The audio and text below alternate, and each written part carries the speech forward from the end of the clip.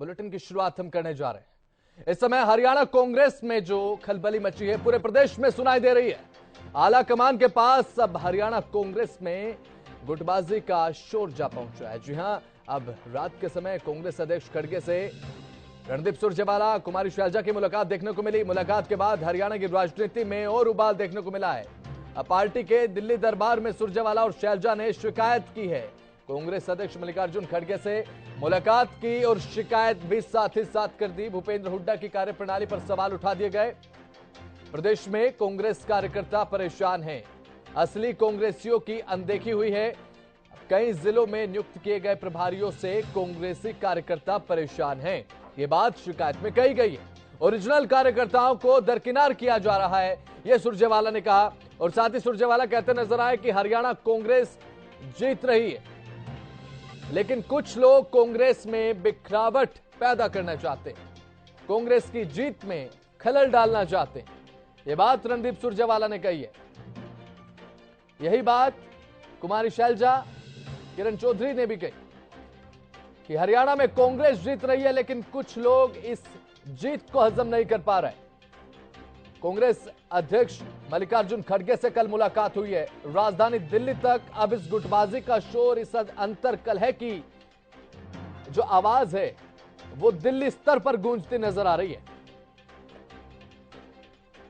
कांग्रेस के परिवार कुछ नहीं, हरियाणा में थोड़ा मामला जिस तरह से हो रहा है पार्टी के अंदर, तो हमारे जो वर्कर हैं, कांग्रेस के निष्ठावान कार्यकर्ता थोड़े से अपसेट हैं।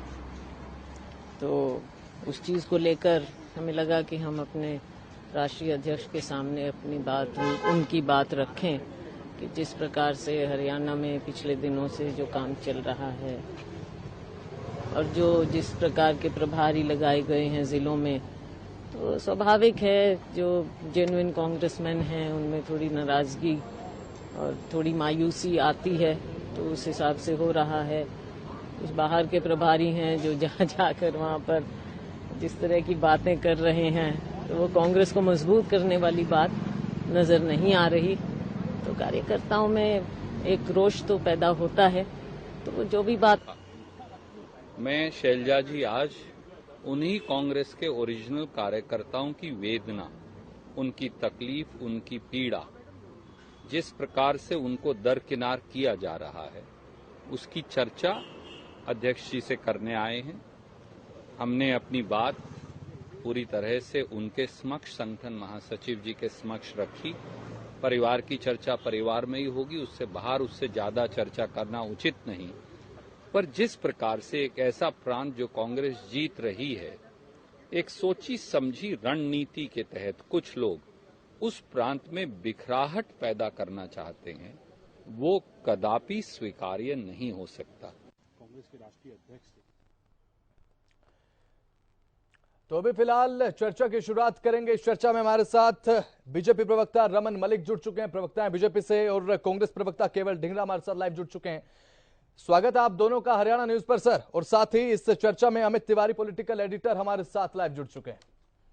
तो सबसे पहले केवल ढींगरा जी आपके पास आना चाहूंगा। देखिए, कांग्रेस में जो सियासी रार अभी फिलहाल दिखाई दे रही है, वाकिफ होंगे आप, पिछले 3 दिनों में 1/4 हरियाणा में केवल जी अब गुटबाजी के सुर सुनाई दे रहे हैं। और यहां तक कि हरियाणा तक ये गुटबाजी अब सीमित नहीं है, दिल्ली स्तर तक गुटबाजी का शोर सुनाई दे रहा है। किस तरीके से देखते हैं आप सर?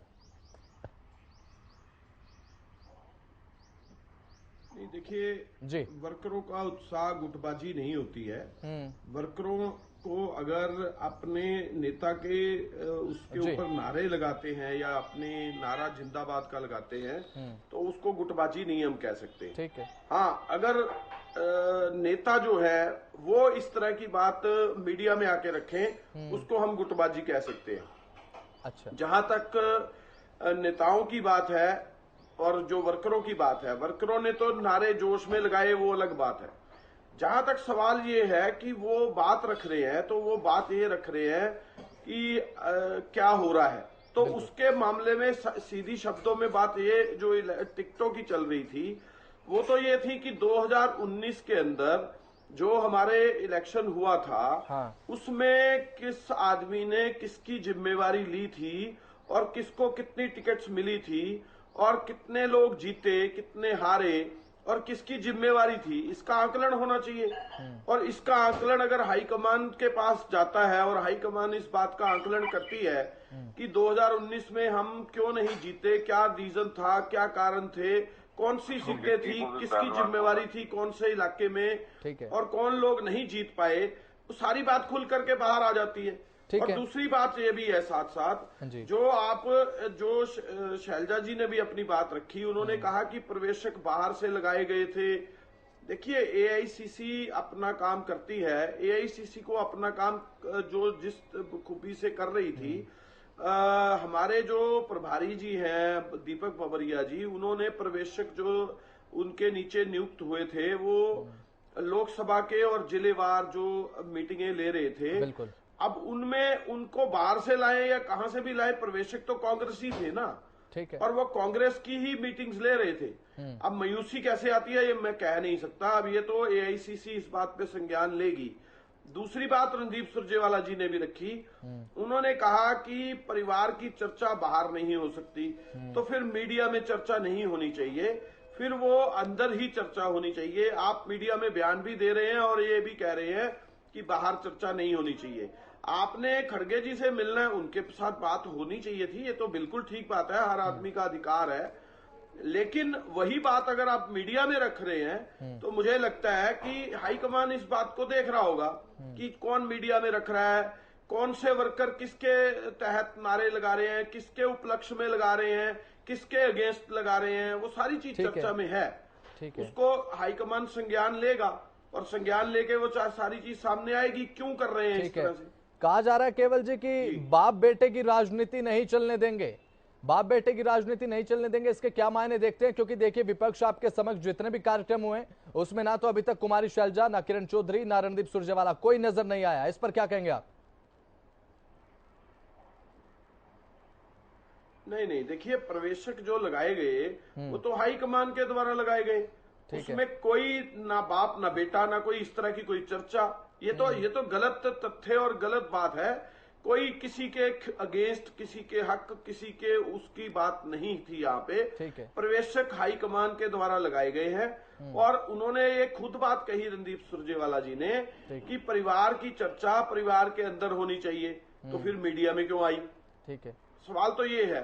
और जहां तक प्रवेशकों की बात है, जहां तक आप इस चीज की बात लेते हैं, तो प्रवेशक जो लगाए गए वो हरियाणा के किसी कांग्रेसी ने ना लगाए, ना हरियाणा के किसी कांग्रेसी द्वारा आए, वो तो हाईकमान के द्वारा आए और उनको उदय भान जी को जिम्मेवारी दी कि इसको ऑर्गेनाइज करवाएं, और जो प्रवेशक जहां जहां आए उन्होंने सुचारू रूप से ऑर्गेनाइज करवाया। चलिए ठीक है, तो केवल डिंगरा जी, आपको ये कहने में भी फिर तो कोई संकोच होना नहीं चाहिए कि हरियाणा कांग्रेस में कुछ नेता ऐसे हैं जो आला कमान को दरकिनार कर रहे हैं? नहीं, ये बात मैं नहीं कह सकता ना, ये तो हाईकमान देखेगी कौन किसको दरकिनार कर रहा है। मैं तो आपको जो बात हुई है उसकी चर्चा का विषय बता रहा हूं, और सारी बात मीडिया के अंदर भी है, सभी ने लगातार एसआर के किया है कितने दिन। अब ये तो सारा चर्चा में आएगा कि कौन किसके फेवर में या कौन किसके अगेंस्ट नारे लगवा रहा था। अब ये बात तो परिवार के अंदर होनी चाहिए ना, क्यों नारे लगवाए जा रहे थे उल्टे सीधे? उसमें तो हुड्डा गुट के समर्थक भी थे जो नारे लगा रहे थे। नहीं, मैंने ये बात नहीं की समर्थकों के नारों की, तो मैंने पहले ही आपको बोल दिया कि जोश के अंदर नारे जिंदाबाद के कोई भी लगा सकता है। ठीक है, मैंने आपको पहले ही ये बात कही। मैंने तो ये कहा केवल जी, लेकिन जब नारे लगाए जा रहे थे, ये बात 1/4 हरियाणा की बात कर रहा हूँ केवल जी, एक बार सुन लीजिए, 1/4 हरियाणा की बात कर रहा हूं मैं। पिछले 3 दिनों में 1/4 हरियाणा में कांग्रेस प्रवेशक बाहर से लगाए गए, आप बताइए ना। ठीक है, अब कुमारी शैलजा जी भी ये कह रही हैं, एसआर के गुट जब वो यही राग अलाप रहा है कि प्रवेशक बाहर से थे, आला कमान को तो एक तरीके से दरकिनार किया जा रहा है ना, क्योंकि आला कमान नहीं तो प्रवेशकों तो हमने थोड़ी लगाए वो, किसी ने लेकिन आप कह रहे हैं ना कि जोश में नारे लगाए गए। जोश में जब नारे लगाए जाते हैं तो कार्यकर्ता लहूलुहान हो जाते हैं क्या?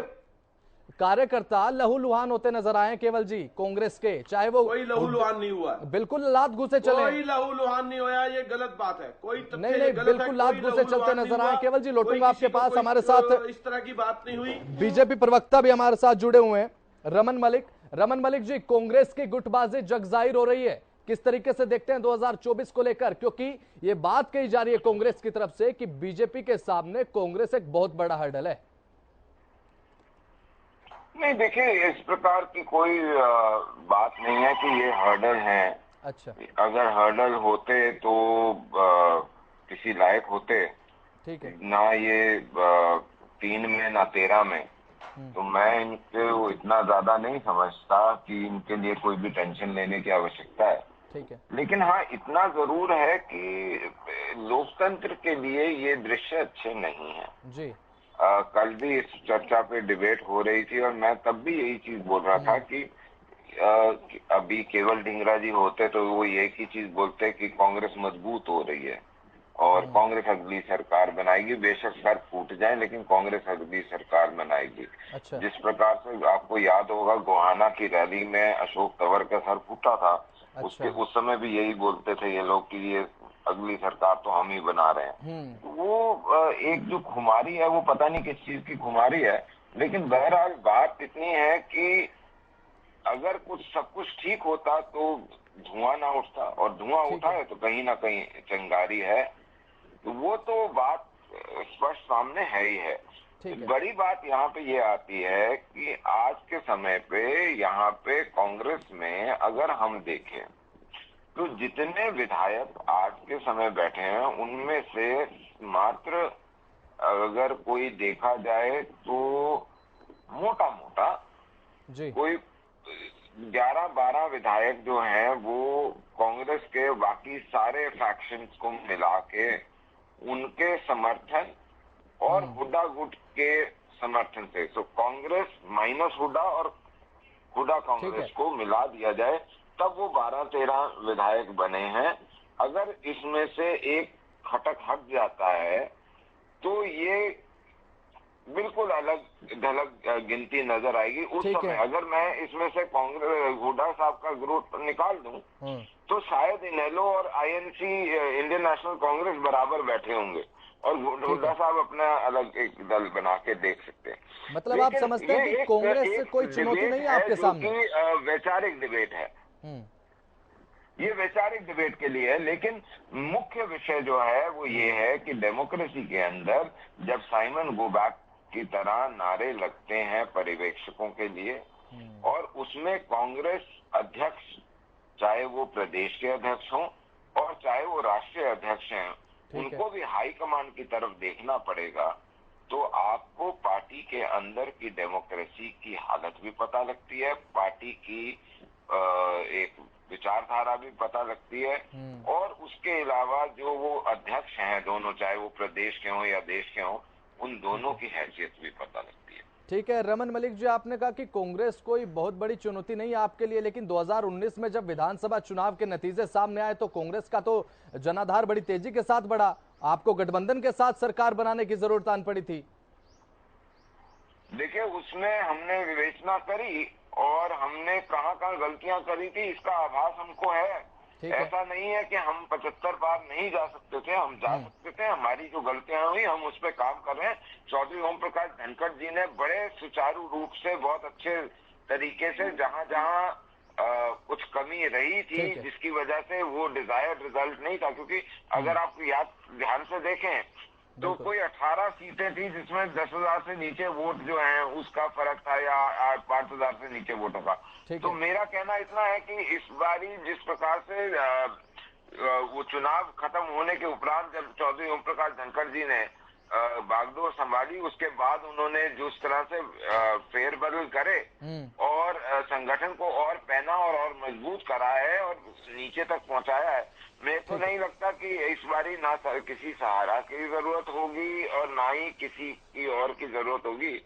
और एक दो तिहाई जो बहुमत है उसके साथ हम सरकार दोबारा सेवा के लिए आएंगे सरकार में, और ऐसी ही भावना है कि 2029 का चुनाव भी मनोहर लाल जी ही अगुवाई करेंगे। चलिए 2029 की बात कर रहे हैं आप, पहले 2024 के जो रिजल्ट आएंगे उन पर नजर बनी रहेगी। हमारे साथ पॉलिटिकल एडिटर भी हमारे साथ बने हुए हैं रमन जी, हमारे साथ हमारे पॉलिटिकल एडिटर अमित तिवारी बने हुए हैं। अमित जी देखिए, कांग्रेस की जो सियासी रार इस समय पूरे हरियाणा में दिखाई दे रही है, दिल्ली स्तर तक गूंज सुनाई दे रही है। अमित जी, किस तरीके से देखते हैं इसे आप? निश्चित रूप से बसंत, मैं केवल धिंगड़ा जी को भी सुन रहा था और रमन मल्लिक जी को भी सुन रहा था जी। दोनों ही प्रबुद्ध प्रवक्ता हैं, अपनी अपनी पार्टी की मजबूती से बात रखते रहते हैं, कई बार हरियाणा न्यूज पर भी और दूसरे मंचों पर भी। तो सबसे अहम बात यही है, केवल धिंगड़ा जी बार बार 2019 का उल्लेख कर रहे थे कि सीटों का, टिकटों का बंटवारा किस प्रकार से किया गया, लेकिन जो स्थिति आज जो रणदीप सुरजेवाला ने और कुमारी शैलजा ने जिस प्रकार से जो राष्ट्रीय अध्यक्ष हैं उनके सामने रखी है, एक पीड़ा थी। जब बाद में उन्होंने खड़गे जी से मुलाकात के बाद जब वे बाहर आए तो उनके अंदर एक पीड़ा थी, उन्होंने इस बात को मीडिया के सामने उजागर भी किया। शैलजा जी ने स्पष्ट रूप से कह दिया कि जो प्रभारी लगाए गए हैं उनके प्रति नाराजगी है और जो निष्ठावान कार्यकर्ता उनकी अवहेलना की जा रही है। और दोनों ने ही ये बात कही कि पुराने जो कांग्रेसी हैं और वे अपने पारिवारिक जो अपनी मजबूती थी, जो कांग्रेस से जुड़ाव था उनके परिवार का, चाहे शमशेर सिंह सुरजेवाला जी की बात करें, इधर शैलजा जी की बात करें तो उनके पिताजी चौधरी दलबीर सिंह थे, कई बार उन्होंने संसद में जो प्रतिनिधित्व किया सिरसा लोकसभा क्षेत्र का। तो ऐसे में उन्होंने अपने परिवार का भी उल्लेख किया कि परिवार की परंपरा रही है, वे कांग्रेसी हैं और लेकिन उन्हें दरकिनार किया जा रहा है, तो एक बड़ी पीड़ा थी। और आप देखिए कि नारनौल से जो गो बैक ऑब्जर्वर के नारे लगने शुरू हुए थे वो करनाल में भी लगे, गुरुग्राम में भी लगे और जींद में भी लगे, और ये ऐसे ही अगर और जगह भी आयोजन होंगे, बैठकें होंगी तो उनमें भी निश्चित रूप से लगेंगे, क्योंकि गुटबाजी बड़ी चरम पर है। और यह गुटबाजी का रोग जो है वो आज का नहीं है, वो पुराना है। पहले हुड्डा जी ने गुटबाजी के जरिए ही चौधरी भजनलाल को परास्त किया और आगे बढ़े, और अब जो है वो एसआर के गुट जो बन चुका है, जिसकी बार बार मीडिया में भी चर्चा होती है, और धिंगड़ा जी भी उसका उल्लेख अभी मीडिया के मुंह से ही करने की कोशिश कर रहे थे। उन्हें भी पता है कि किस प्रकार की स्थिति है, लेकिन यह हंगामा, यह जो अंतर्कल है किसी भी पार्टी के लिए, और खासतौर पर जब आप लोकतंत्र में हो, लोकतंत्र में विश्वास रखते हो, उस समय में जो आपके पार्टी के शीर्ष नेतृत्व की ओर से जब ऑब्जर्वर भेजे जाते हैं, उनके सामने इस प्रकार का हंगामा मचाया जाए और जो लड़ाई झगड़ा मच जाए, वो किसी भी पार्टी के लिए सुखद नहीं। और खासतौर पर जब आप चुनावी मैदान में उतरने जा रहे हैं, आप जब अपनी बात रखने के लिए इस प्रकार से जब हंगामा करेंगे तो लोगों की किस प्रकार से बात उठाएंगे, यह एक बड़ी बात है जिसकी समीक्षा, जिसके जो उसकी मंथन है जो कांग्रेस को करना चाहिए। जी बसंत। बिल्कुल अमित तिवारी, सही कहा, मंथन तो किया जाना चाहिए। केवल जी हमारे साथ बने हुए कांग्रेस प्रवक्ता। केवल जी देखिए, आपने 2019 का उल्लेख किया टिकट बंटवारे को लेकर, कांग्रेस में जो कलह थी वो जगजाहिर हुई। आपको नहीं लगता कि 2019 को दरकिनार करते हुए अभी फिलहाल 2024 में क्या हो रहा है, कांग्रेस में क्या चल रहा है सर, उस पर कंसंट्रेट करें, उस पर ध्यान दें, ताकि 2024 में फतेह करने की बात आपकी पार्टी करती है? केवल जी।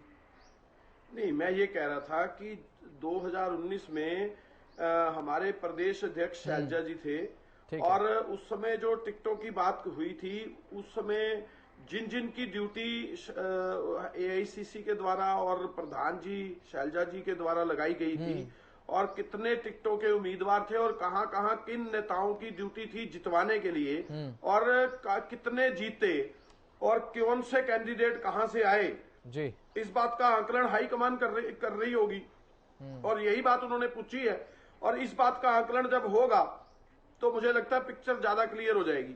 और दूसरी बात ये भी है, साथ साथ एआईसीसी के द्वारा अगर प्रवेशक भेजे जाते हैं तो उसके ऊपर टिप्पणी करना एआईसीसी को ही अधिकार है, वो ही कर सकती है ना, हरियाणा के लोग कैसे करेंगे उसके ऊपर। ठीक है। अब जहां तक गो बैक के नारे की बात है, अब जिन लोगों ने गो बैक के नारे लगाए उनके खिलाफ कार्रवाई के लिए उदय भान जी जो प्रदेश अध्यक्ष है, उन्होंने बात बोल भी दी कि हम इस बारे में चेक करेंगे किन लोगों ने नारे लगाए और किन के खिलाफ लगाए, हम उनके खिलाफ कार्रवाई भी करेंगे। अब दूसरी बात यह भी है कि जो बीजेपी की बात अभी प्रवक्ता साहब कह रहे थे, बीजेपी के, ये लोकतंत्र की बात कर रहे थे। अब बीजेपी लोकतंत्र को कहां मानती है? इंडिया को हटाने के लिए, इंडिया का नाम हटाने के लिए लोकतंत्र की हत्या हो रही है। सामने है लोगों के कि लोकसभा का स्पेशल सेशन बुलाया जा रहा है इसी काम के लिए, यही आभास अभी तक समझ में आ रहा है। हालांकि ये आने पे चेक हो जाएगा कि क्या हो रहा है। इंडिया को नाम हटाने के लिए लोकतंत्र की अगर हत्या हो सकती है तो कुछ भी हो सकता है। और आप हरियाणा के अंदर देखें तो बेटी बचाओ बेटी पढ़ाओ के नारे बड़े बड़े दिए गए। ठीक है सर, इंडिया और भारत पर अब चर्चा जा रही है, इंडिया और भारत की तरफ चर्चा जा रही है। केवल जी, कांग्रेस की आंतरिक कलह को लेकर हम बातचीत कर रहे हैं, कांग्रेस की आंतरिक कलह को लेकर बातचीत कर रहे हैं। इंडिया और भारत भारी नहीं पड़ेगा आप पर सर, कांग्रेस की अंतर कलह भारी पड़ेगी 2024 में आप पर, इंडिया और भारत नहीं आप पर भारी पड़ने वाला है। धिंगड़ा जी, बसंत जी का सवाल यह था कि बार बार 2019 की बात क्यों की जाती है? लोकतंत्र का नाम ले रहे हैं जो लोग, पूछे तो सही, लोकतंत्र की हत्या वही लोग कर रहे हैं।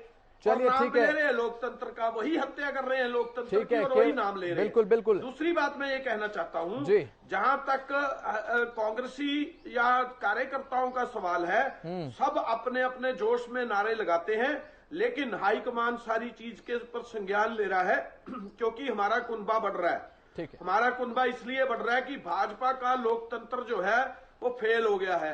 भाजपा के जो लोग हैं, आज भी हमारे पास जेजेपी और बीजेपी धिंगड़ा जी आप कह रहे हैं कि कुनबा बढ़ रहा है लेकिन बिखराव भी हो रहा है, छोड़ के अंतर्कलह चल रही है, उसके लिए क्या ये गुट वाली सरकार को छोड़ करके कांग्रेस ज्वाइन करना चाहते हैं। अरे भाई साहब सुन लीजिए ना, 29 के करीब जो है एक्स-एमएलए कांग्रेस ज्वाइन कर चुके हैं।